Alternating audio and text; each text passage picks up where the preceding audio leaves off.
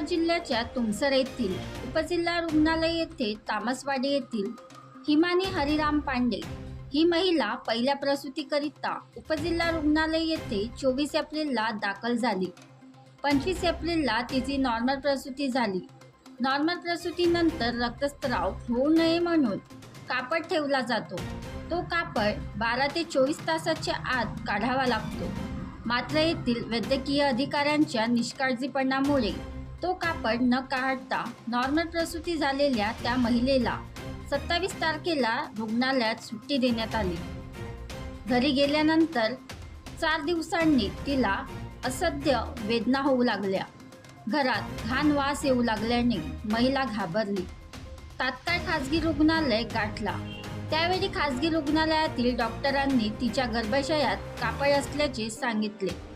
तेव्हा महिलेला धक्का बसला। वेळीच उपचार करून तो कापड काढण्यात आला।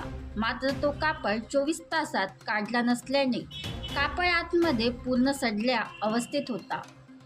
महिलेच्या शरीरात इन्फेक्शन खूप लवकरच पसरला होता। अशा प्रकारात अनेक महिलांनी जीव सुद्धा गमावला आहे। हा प्रकार उपजिल्हा रुग्णालयातील वैद्यकीय अधिकाऱ्यांच्या निष्काळजीपणाने घडले असून प्रसूती दरम्यान वैद्यकीय अधीक्षक, लहान मुलांचे डॉक्टर, स्त्रीरोग तज्ज्ञ हजर राहत नसल्याने असे प्रकार घडत आहेत। नुसते परिचारिकाच्या जबाबदारीवर येथे प्रसूती केली जाते। येथील वैद्यकीय अधीक्षकावर जिल्हा शल्यचिकित्सक यांचा आशीर्वाद असल्याने जिल्हा प्रशासन सुद्धा लक्ष देत नाही। त्यामुळे अशा प्रकारच्या धक्कादायक घटना घडत असतात। सदर घटनेची चौकशी करून दोषीवर कारवाई करण्याची मागणी महिलेचे पती यांनी केली आहे। पांडे राहणार तामसवाडी। मी माझ्या पत्नीला हिमानी हरिराम पांडे हिला 25/4/2024ला डिलिव्हरीसाठी शासकीय रुग्णालय तुमसर येथे ॲडमिट केलं होतं।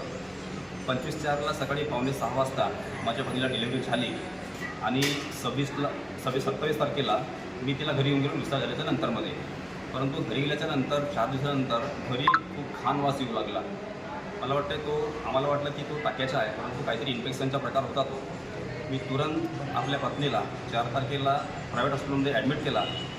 ॲडमिट केल्याच्यानंतर अशी माहिती मिळाली की एक छोटा कापड जो डिलिव्हरीच्या वेळेस आतमध्ये गाठला जातो, या कापडामुळे माझ्या पत्नीला भारी इन्फेक्शन झालेलं आहे आणि ती आता प्रायव्हेट हॉस्पिटलमध्ये ॲडमिट आहे। अशा प्रकारचा प्रकार माझ्यासोबत शासकीय रुग्णालयामध्ये घडलेला आहे। या प्रकाराची जाणीव आरोग्य विभागाने घ्यावी आणि माझ्या पत्नीच्या डिलिव्हरीच्या वेळेला ज्या डॉक्टर त्या ठिकाणी डिपेंडिंग होत्या त्यांच्यावर योग्य कारवाई करण्यात यावी, अन्यथा मी जो परिणाम करेन त्याची दक्षता या आरोग्य विभागाने घ्यावी। कोणते डॉक्टर होते त्यावेळेला? वैशाली ढोके हे त्यावेळेला त्या ठिकाणी डिपेंडिंग होते, त्यांची ड्युटी होती। 25/4/2024ला गुरुवारी 5:45 वाजता त्यांची ड्युटी होती। त्या ठिकाणी गैरहजर होत्या आणि गैरहजर असताना नॉर्मल सिस्टरनी माझ्या पत्नी डिलिव्हरी केली होती। परंतु डिलिव्हरी झाल्याच्या नंतर यांनी निष्काळजीपणा केला। जो कापड आतमध्ये घातला होता तो रिमूव्ह केलाच नाही। तो 12 ते 24 तासाच्या नंतरमध्ये रिमूव्ह करावा लागतो। तो तिथल्या ते राहिला। तो कमीत कमी 8 ते 9 दिवस राहिला। त्यानंतर त्याचा भारी इन्फेक्शन माझ्या पत्नीला झेलावा लागला आणि ती आता प्रायव्हेट हॉस्पिटलमध्ये उपचारादरम्यान। तुमची मागणी काय?